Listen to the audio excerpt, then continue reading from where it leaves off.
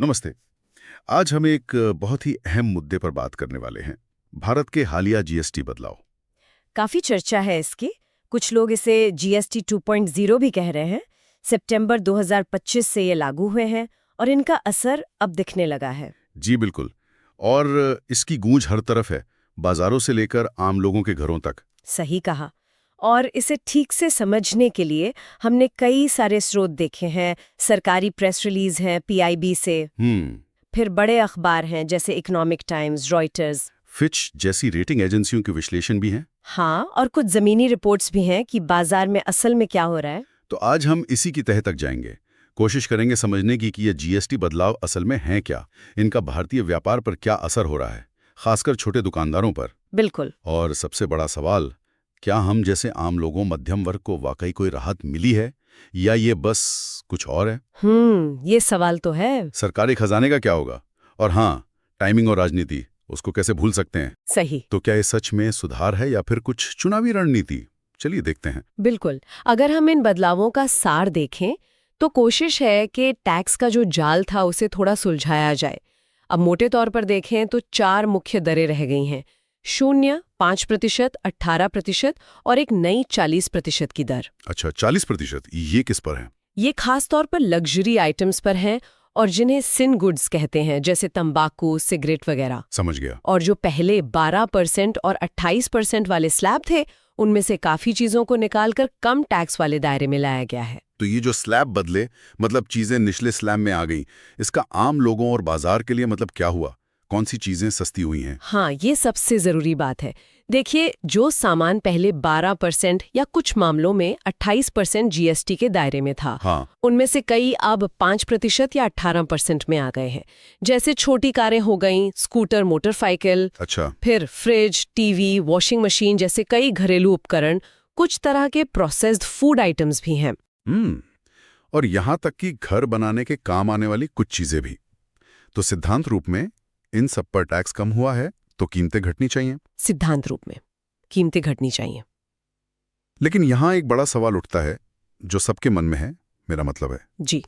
GST आए हुए तो कई साल हो गए और तब से ही विपक्ष, व्यापारी, कई सलाहकार सब इसकी पेचीदगियों पर सवाल उठा रहे थे। बिल्कुल, ये बात तो है। कई स्लैब्स, ऊंची दरें। तो फिर इस सरकार ने ये कदम उठाने के लिए सितंबर 2025 का ही वक्त क्यों चुना? मतलब अभी क्यों? हाँ, ये टाइमिंग वाला सवाल, यही सबसे दिलचस्प है। और जैसा कि अक्सर होता है ऐसे बड़े फैसलों में, इसके पीछे अलग-अलग तर्क दिए जा रहे हैं। क्या तर्क हैं? देखिए, सरकार और उनके समर्थक तो इसे एक जरूरी आर्थिक कदम बता रहे हैं। उनका कहना है कि ये एक सोचा समझा सुधार है। इससे क्या होगा कि खपत बढ़ेगी, लोग ज्यादा खरीदारी करेंगे। अच्छा। महंगाई पर भी कुछ लगाम लगेगी और कारोबारियों के लिए टैक्स पालन आसान होगा। पीआईबी के रिलीज में भी यही सब बातें हैं। फेस्टिव सीजन से पहले लागू किया गया है, तो शायद ये भी सोचा गया हो कि लोगों को तुरंत राहत महसूस हो, बाजार में थोड़ी रौनक आए। हाँ, ये तो हो सकता है। लेकिन दूसरा पहलू क्या है? दूसरा पहलू सीधा राजनीति से जुड़ा है। जैसा कि विपक्ष और कई आलोचक कह रहे हैं, उनका सीधा आरोप है कि भाई ये चुनाव को देखकर किया गया फैसला है। अच्छा।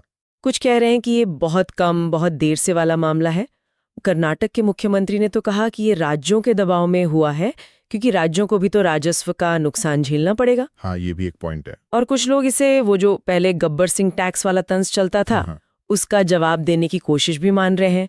तो हाँ, टाइमिंग पर सवाल तो है। खैर, राजनीति तो चलती रहेगी, पर असली कहानी तो बाजार बताता है ना।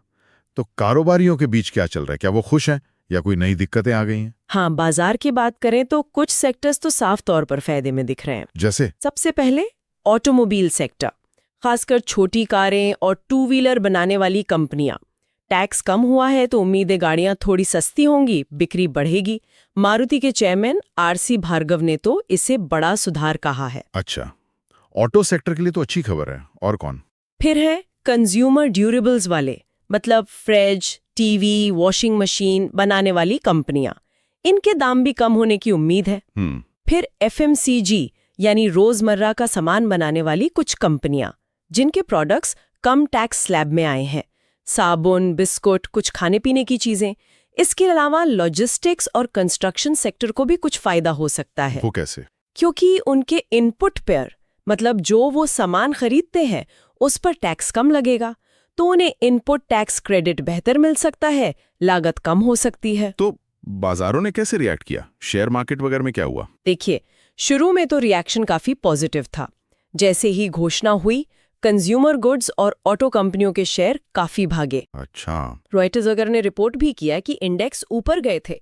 निवेशकों को लगा कि भाई बिक्री बढ़ेगी, मुनाफा बढ़ेगा। लेकिन क्या सब कुछ अच्छा ही अच्छा है, या व्यापार जगत के लिए कुछ चिंताएं भी हैं? नहीं, चिंताएं भी हैं, बिल्कुल है। जहां कुछ विजेता हैं वहीं कुछ पर दबाव भी है। जैसे हमने शुरू में बात की, लग्जरी सामान और सिन गुड्स, तंबाकू, सिगरेट वगैरह, इन पर 40% का भारी टैक्स लगा दिया है। तो जाहिर है इन इंडस्ट्रीज पर तो नेगेटिव असर पड़ेगा। हाँ, वो तो है। पर एक और चिंता है जो थोड़ी बारीक है लेकिन अहम है। कुछ विश्लेषण ये इशारा कर रहे हैं कि ये जो टैक्स सिंप्लीफाई हो रहा है, फॉर्मलाइज हो रहा है, हाँ, इसमें कहीं ऐसा ना हो कि बड़े ऑर्गेनाइज्ड रिटेलर या कंपनियां छोटे अनऑर्गेनाइज्ड दुकानदारों का मार्केट शेयर खा जाएं। अच्छा, ऐसा क्यों? क्योंकि बड़ी कंपनियों के पास रिसोर्स ज्यादा होते हैं। वो कीमतों में कटौती का फायदा ग्राहकों तक जल्दी पहुंचा सकती हैं।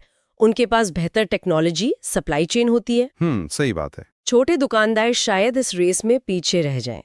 तो ये सिर्फ कीमतों का खेल नहीं, ये ऑर्गेनाइज्ड बनाम अनऑर्गेनाइज्ड की लड़ाई को भी तेज कर सकता है। और अंतर्राष्ट्रीय व्यापार पर क्या असर देखते हैं आप?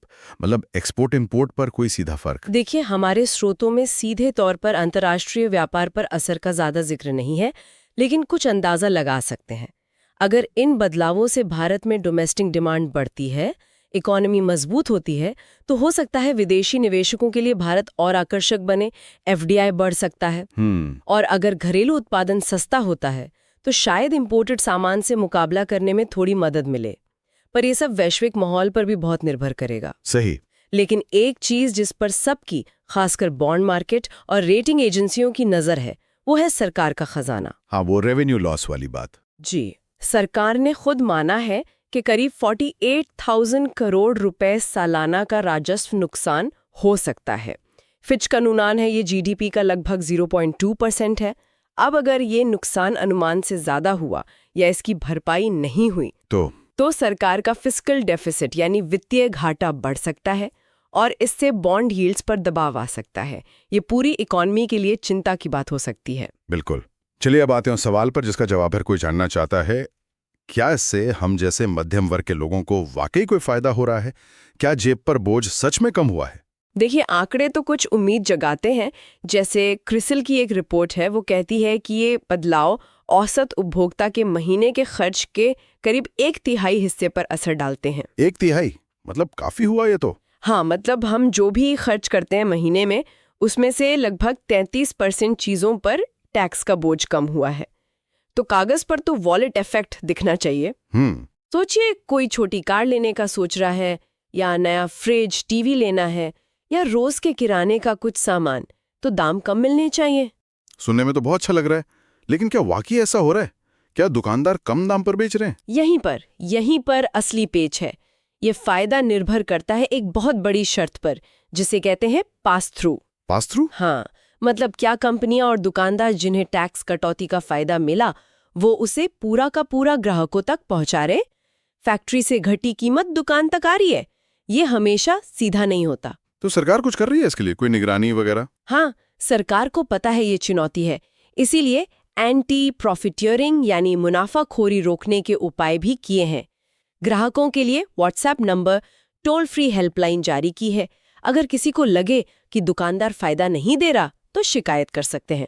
अच्छा, ये तो ठीक है। पर ये कितना असरदार होगा वो तो समय बताएगा। और एक बात और ध्यान रखने वाली है, शायद जो निम्न आय वर्ग है, गरीब लोग हैं, हाँ, उन्हें शायद इन बदलावों का उतना फायदा ना मिले जितना मध्यम वर्ग को मिल सकता है। क्यों? क्योंकि उनकी जरूरत की कई बुनियादी चीजें, खुला अनाज, सब्जी, दूध, ये सब तो पहले से ही या तो जीएसटी से बाहर थीं या सबसे कम वाले स्लैब में थीं, तो उनके बजट पर शायद ज्यादा फर्क ना पड़े। तो फिर सवाल वही है, क्या ये मध्यम वर्ग के लिए स्थायी खुशी है या बस कुछ दिन की चांदनी? कहीं ऐसा तो नहीं कि कंपनियां कुछ टाइम दाम कम रखें फिर बढ़ा दें? ये बिल्कुल मुमकिन है, और यही असली चिंता है। ये इस पर निर्भर करेगा कि कीमतें असल में कितनी और कब तक कम रहती हैं। क्या कंपटीशन के दबाव में कम रहेंगी या लागत बढ़ने का बहाना बनाकर फिर बढ़ जाएंगी? और लंबी अवधि में ये इस पर भी निर्भर करेगा कि सरकार वो जो 48,000 करोड़ का घाटा है उसे कैसे मैनेज करती है। हाँ, वो घाटे वाली बात। अगर घाटा बहुत बढ़ गया तो क्या सरकार भविष्य में कहीं और से टैक्स बढ़ाएगी या फिर खर्चों में कटौती करेगी, जैसे कैपेक्स, सड़कों पुलों पर खर्च या वेलफेयर स्कीम्स में? ये सब जुड़े हुए मुद्दे हैं। बिल्कुल, ये सवाल तय करेंगे कि ये राहत टिकाऊ है या अस्थायी। तो ये देखना अहम है कि ये फायदा सिर्फ कागजों पर रहता है या असल में जेब तक पहुंचता है और टिकता भी है। अब उनकी बात करते हैं जो सीधे ग्राहकों से डील करते हैं, हमारे छोटे दुकानदार, वेंडर, रिटेलर। उनके यहाँ क्या चल रहा है? वो खुश हैं या परेशान? यहाँ तस्वीर थोड़ी मिली-जुली है। ऐसा ही होता है ज़मीनी हकीकत में। एक तरफ कुछ दुकानदार खुश हैं। बिजनेस स्टैंडर्ड की रिपोर्ट में भी जिक्र था। उन्हें लगता है टैक्स कम होने से ग्राहक बढ़ेंगे, बिक्री बढ़ेगी। हाँ, जिनकी चीजें सस्ती हुई हैं वो तो उम्मीद करेंगे। बिल्कुल, खासकर ऑटो इलेक्ट्रॉनिक्स वाले। कुछ ने कहा भी है कि शुरुआती रुझान अच्छा है। लेकिन दूसरी तरफ क्या है? मुश्किलें भी होंगी। हाँ, मुश्किलें कम नहीं है, खासकर छोटे दुकानदारों के लिए। टाइम्स ऑफ इंडिया ने इस पर रिपोर्ट भी किया था।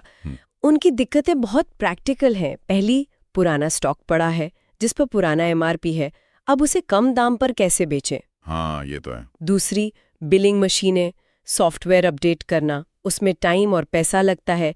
सबके पास एडवांस सिस्टम नहीं होते। सही। तीसरी, कुछ को डर है कि दाम कम करने से उनका अपना मार्जिन कम हो जाएगा, खासकर अगर उन्हें पीछे से सप्लाई कम दाम पर ना मिली हो। और वो सरकार की निगरानी का प्रेशर। बिल्कुल, एक तरफ ग्राहकों को फायदा देने का दबाव, शिकायत का डर, दूसरी तरफ अपना मार्जिन बचाने और स्टॉक निकालने की चुनौती।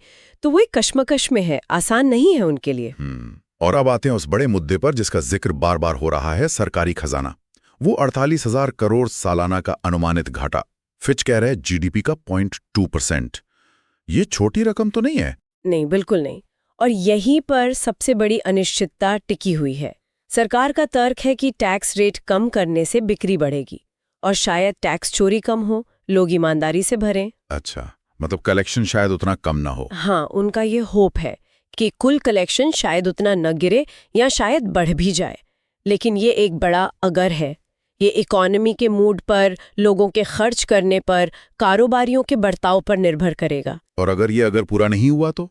अगर रेवेन्यू में वाकई बड़ी गिरावट आई तो सीधा असर सरकार की खर्च करने की क्षमता पर पड़ेगा, जैसा विपक्ष कह भी रहा है। हो सकता है सरकार को भविष्य में कैपेक्स यानी कैपिटल एक्सपेंडिचर कम करना पड़े।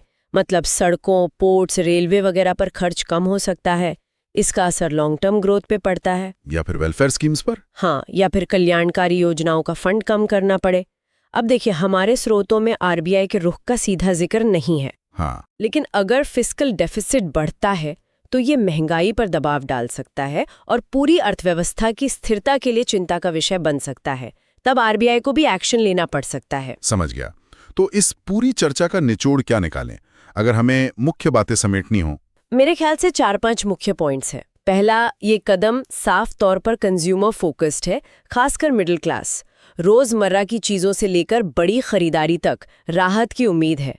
लेकिन सबसे बड़ा लेकिन है, क्या ये फायदा असल में ग्राहकों तक पहुंचता है और टिकता है? वो पास थ्रू। दूसरा पॉइंट। दूसरा, कुछ खास सेक्टर, ऑटो, कंज्यूमर ड्यूरेबल्स, कुछ हद तक एफएमसीजी, कंस्ट्रक्शन, ये क्लियर विनर लग रहे हैं। इनमें ग्रोथ देखने को मिल सकती है। ठीक है। तीसरा है लागत और चुनौती। इसकी एक कीमत है, सरकारी खजाने पर बोझ 48,000 करोड़ रुपए। इसकी भरपाई कैसे होगी ये देखना है, और इसे लागू करने में खासकर छोटे दुकानदारों के लिए प्रैक्टिकल दिक्कतें हैं। और चौथा, वो राजनीतिक वाला एंगल। हाँ, चौथा वही, पॉलिटिक्स तो गर्म है ही। क्या ये मास्टर स्ट्रोक है या एक रिस्की दाव, इसका फैसला तो वक्त करेगा। तो आगे क्या देखें? अगर किसी को इस पर नजर रखनी है तो किन इंडिकेटर्स पर ध्यान देना चाहिए? कुछ चीजों पर नजर रखनी होगी। सबसे पहले मंथली जीएसटी कलेक्शन के आंकड़े, वो क्या कह रहे हैं। दूसरा, दुकानों पर चीजों के दाम, रिटेल कीमतें, क्या वो सच में कम हुई हैं? ग्राहक शिकायतों का डेटा भी देखना होगा। सही। तीसरा, महंगाई के आंकड़े यानी रिटेल इन्फ्लेशन सीपीआई, क्या उसमें नरमी आ रही है? चौथा, ऑटो, एफएमसीजी जैसे सेक्टर्स की बिक्री के वॉल्यूम के आंकड़े, क्या लोग सच में ज्यादा खरीद रहे हैं? और पांचवां, सरकार के बजट अपडेट्स और रेटिंग एजेंसियों की कमेंट्री, क्या वो फिस्कल डेफिसिट पर चिंता जता रहे हैं? बॉन्ड मार्केट का मूड कैसा है, और आखिर में एक विचार छोड़ जाते हैं, क्या कीमतों में कमी से हटकर ये कदम शायद अनजाने में ही छोटे व्यवसायों के लैंडस्केप को बदल रहा है। मतलब क्या ये उन्हें बड़े प्लेयर से मुकाबला करने के लिए और ज़्यादा फॉर्मल होने, टेक्नोलॉजी अपनाने, अपनी वर्किंग स्टाइल बदलने पर मजबूर कर रहा है? अगर हाँ, तो इसका इकोनॉमी के स्ट्रक्चर पर लॉन्ग टर्म असर हो सकता है। इस पर सोचने की ज़रूरत है। बिल्कुल, तो ये थी जीएसटी 2.0 कहे जा रहे हैं इन बदलावों पर हमारी कोशिश, एक गहरी पड़ताल करने की। हमने इसके अलग अलग पहलू देखे, अर्थव्यवस्था, बाजार, आम आदमी, दुकानदार, राजनीति। उम्मीद है इस चर्चा से आपको इस जटिल विषय को समझने में कुछ मदद मिली होगी। अगर आपको ये विश्लेषण पसंद आया तो कृपया लाइक बटन दबाएं। इन बदलावों पर आपकी क्या राय है, ये भी हमें कमेंट सेक्शन में ज़रूर बताएं। और ऐसी ही जानकारी भरी चर्चाओं के लिए हमारे चैनल को सब्सक्राइब करना ना भूलें।